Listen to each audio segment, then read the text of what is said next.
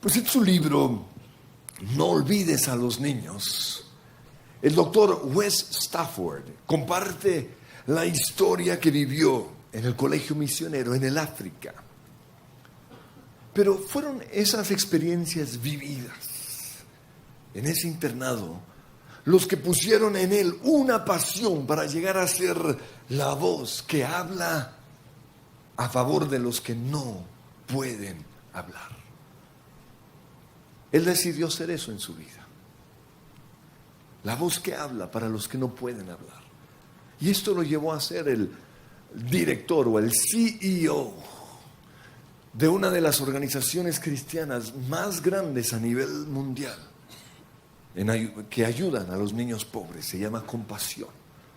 Les pagan el colegio, les ayudan.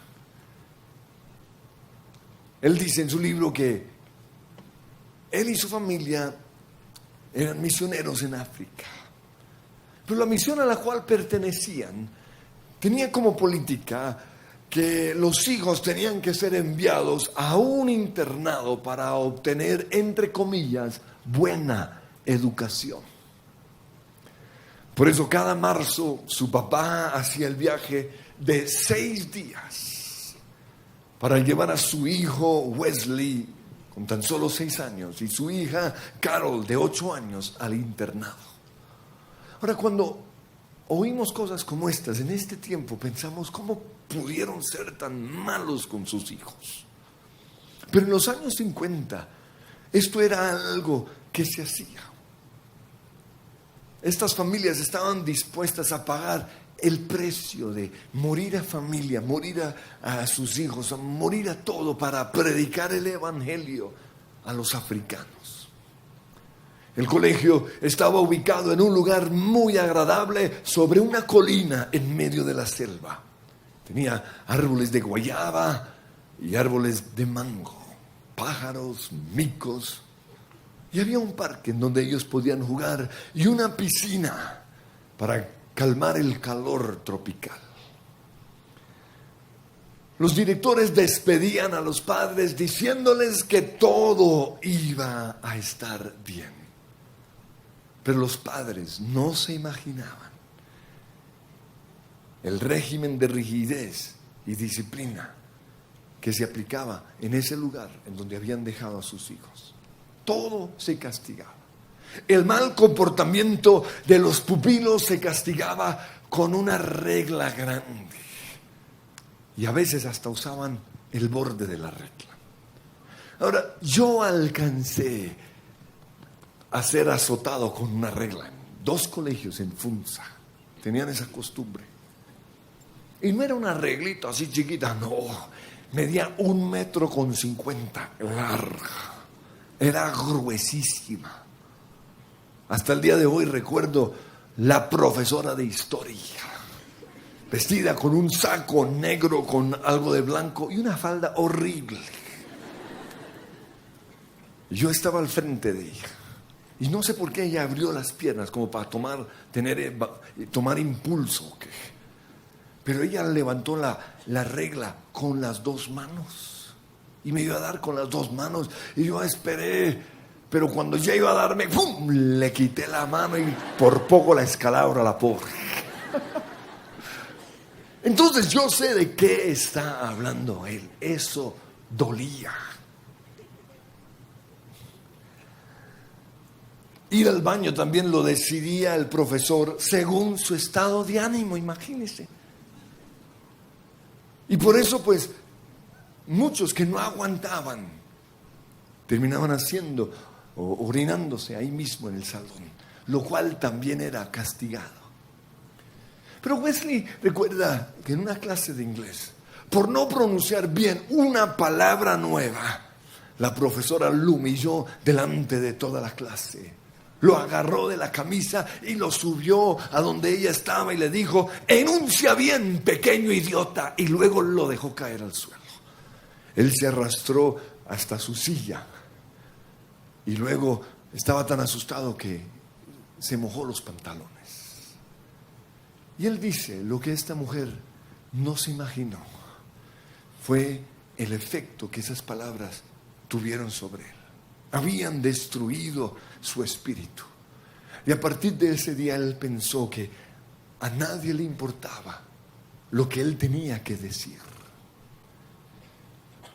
Pasaron muchos años antes de que él pudiera ser libre de esa intimidación y recuperar una vez más su voz y convertirse en una voz que hoy habla a favor de los que no pueden hablar. Todos los días inspeccionaban los cuartos y por cualquier cosa que no estuviese bien, recibían un barazo. Si había polvo, si habían dejado las medias en el suelo, si el tapete estaba arrugado, si las sábanas estaban arrugadas, por cualquier cosa. No consideraban que eran niños con tan solo 6 años. Solo por esto Wesley recibía cada día 4 azotes. Él dice que el primer azote era el que más dolía, pero los otros destruían su espíritu. Se sentía violado, no solo por la tortura física, sino porque destruían su alma. También los castigaban por llegar tarde al comedor. Los castigaban si dejaban comida, si comían demasiado rápido. Un día Wesley quiso sumar la cantidad de veces que lo golpeaban y el promedio era 17 veces por semana. En una ocasión dice que encontraron las huellas de una mano chiquita en un cemento recién puesto, en un baño. Por eso llamaron a todo el colegio y los alinearon a todos. Y exigieron que el culpable se confesara, pero nadie lo hizo. Por eso les quitaron el derecho de salir a jugar. Y durante los días siguientes, o después de 3 días de gritos, de intimidación y de acusación, Wesley finalmente decidió ofrecerse como chivo expiatorio. Porque aunque él era el más chiquito de todos, era el que más palo le daban. Y por eso él pensaba que ya tenía un poco de resistencia. Pero la razón principal era que él quería volver a jugar. Quería que les devolvieran ese privilegio otra vez. Y aunque todos sus compañeros sabían que él había sido inocente, ni uno solo le dio las gracias. Fue llevado a la oficina del director, en donde el director lo golpeó hasta que estaba cansado. Y aún después de esa paliza, su esposa le decía: dale más, dale más. Luego ella sacó un cartón en donde lo hizo escribir: la gente no cree lo que yo digo. El diablo insiste en callar la voz de aquellos que hemos sido llamados a predicar. La gente no cree lo que yo digo. Y durante una semana lo obligaron a portar ese aviso. Y él dice que nada, ni los golpes, ni los abusos, nada se comparaba con el dolor que esas palabras produjeron en él. Se sentía avergonzado, humillado y lastimado. Ahora, cuando oímos historias como estas, nos preguntamos: ¿cómo es posible que un colegio misionero sea dirigido por gente tan mala? Y esta fue la pregunta que él hizo durante muchos años. Pero llegó a la siguiente conclusión: las personas que estaban en ese colegio habían ido al África para ser misioneros, pero por alguna razón no fueron aceptados. Quizás no tenían los dones necesarios, no tenían el carácter o la gracia. Por eso la misión, en lugar de enviarlos de regreso a casa, los enviaban a lo que algunos creían en ese entonces y aún a veces creen hoy: lo menos importante, los niños. Que cuiden a los niños. Por eso ellos llegaban heridos y lastimados, porque no habían clasificado como misioneros dignos de predicar el evangelio. Y descargaban toda su rabia y toda su frustración sobre los niños. Entonces también nos preguntamos: ¿por qué ningún niño habló con sus papás? Todas las semanas tenían que escribir cartas, pero las cartas eran revisadas y les obligaban a solo escribir lo bueno. También les decían, si ustedes le cuentan algo a sus papás, van a ser un instrumento del diablo para destruir su ministerio en África. Por eso cuando ellos iban a casa de vacaciones, por amor a Dios, por amor a África y por amor a sus papás, pensaban, si mi silencio va a salvar personas, estoy dispuesto a callar. Y por eso volvían cada año a ese lugar de tormento.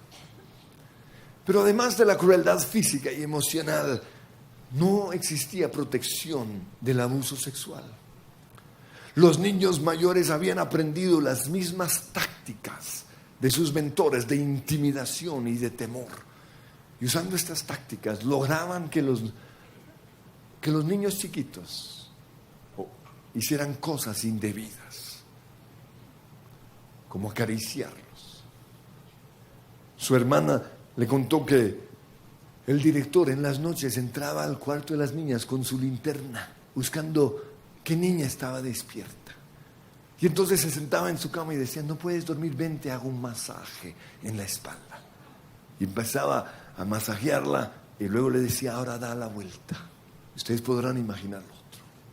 Entonces los que tenían la responsabilidad de proteger a los niños eran los que les hacían daño. Ellos no tenían a dónde ir para encontrar seguridad, protección, en dónde llorar. Y lo irónico de todo es que los mismos que los humillaban, los azotaban y les gritaban, en las noches les leían la Biblia. Imagínense el concepto que tendrían acerca de Dios. Con razón muchos de ellos no quieren nada con Dios. Los fines de semana, estos mismos dirigían el culto. Y el director era el que daba la cena. Y su porción favorita es 1 Corintios 11:27, donde dice que nadie puede tomar indignamente la cena del Señor. Por eso les decían a los niños, tienen que venir y pedirnos perdón. Y ellos hacían fila para confesar sus pecados.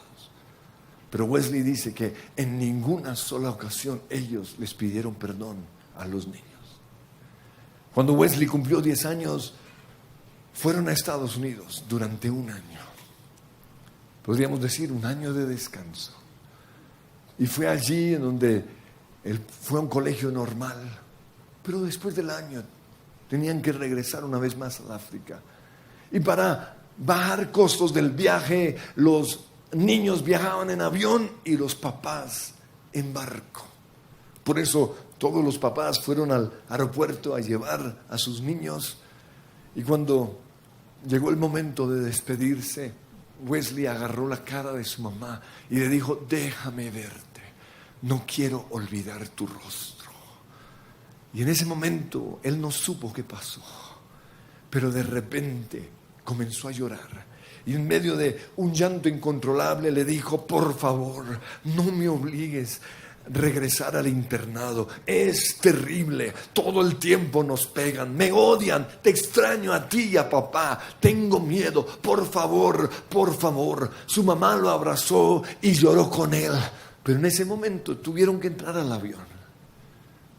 Y todos sus compañeros del colegio se alejaron de él, porque había cometido el pecado imperdonable, había hablado. Por eso le tocó sentarse solo en el avión. Y mientras él miraba a través de la ventana del avión hacia el horizonte, aunque tenía lágrimas en sus ojos, se sentía aliviado porque había hecho lo impensable, había hablado. Cuando llegaron al internado ya no estaban los directores de antes, pero la pareja que los había reemplazado era igual de mala. Seguían las tormentas, seguían las mismas tácticas de control y abuso. Como el viaje en barco duraba un mes, cuando llegaron sus papás, debido a la confesión de su hijo, la mamá estaba tan enferma que tuvo que regresar a casa. Por eso el papá tomó el asunto en sus manos y le escribió una carta a Wesley para asegurarse que lo que él le había dicho a su mamá era realmente cierto. Pero como las cartas eran monitoreadas, obviamente fue leída por el director del internado, razón por la cual agarró a Wesley, lo arrastró hasta el salón de clase y le dijo a los 50 niños que estaban allí: no se puede servir a Dios y a Satanás a la vez. Mandó a traer una vela y lo encendió por ambos lados.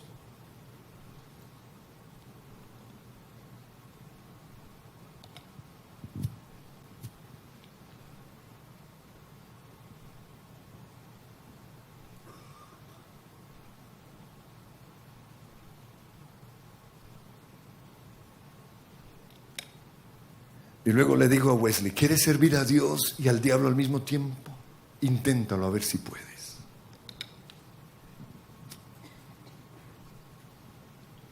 Y puso la vela entre sus dedos. Y luego miró a los otros niños y les dijo: Wesley es el instrumento favorito del diablo. Y por su culpa muchos africanos se van a perder en el infierno. Wesley se quedó mirando cómo la llama se acercaba a sus dedos. Y pensó en ese momento: yo no soy ningún instrumento del diablo. Yo simplemente soy un niño con un corazón destruido que quiere salir de este lugar. Pero en ese momento pensó: no más, esto se acabó. Yo no voy a permitir que ellos sigan haciendo lo que quieren. Y aunque las llamas se acercaban cada vez más a sus dedos, él siguió ahí aguantando y aguantando y aguantando. No se iba a rendir. Poco a poco vio cómo la llama comenzó a quemar su piel. Vio cuando las ampollas salieron. Y en ese momento un niño chiquito se levantó y apagó la vela. Y todos los otros niños corrieron a donde él estaba y lo consolaron. Pero fue en ese momento, con tan solo 10 años, cuando Wesley supo que su llamado era ser una voz para los que no podían hablar. Su papá habló con la misión y logró que unos meses después llevaran a los niños a un nuevo lugar. Un lugar que era dirigido por una hermosa pareja que tenía un llamado y realmente amaba a los niños. Pero 30 años después, ya siendo él el director o el CEO de Compasión, recibió una llamada de un pastor, un hombre que había sido compañero de Wesley en el colegio, y le habló acerca de la agonía de su corazón. Pero también le habló acerca de los otros compañeros cuyas vidas eran miserables porque no habían podido liberarse de su pasado. Pues Wesley logró superarse de su desgracia cuando a los 17 años oyó una predicación acerca del perdón. Y el predicador decía: si no perdonas a los que te han hecho daño, estás permitiendo que ellos vivan para siempre en tu corazón. Es como dejar que vivan ahí sin pagar arriendo. Y ellos habían arruinado su niñez. Pero él no iba a permitir que destruyeran su futuro. Por eso, aunque nunca le pidieron perdón, él decidió perdonarlos y sacarlos de su vida. Y empezó a hacer esa oración: fuera de mi vida, fuera de mi vida.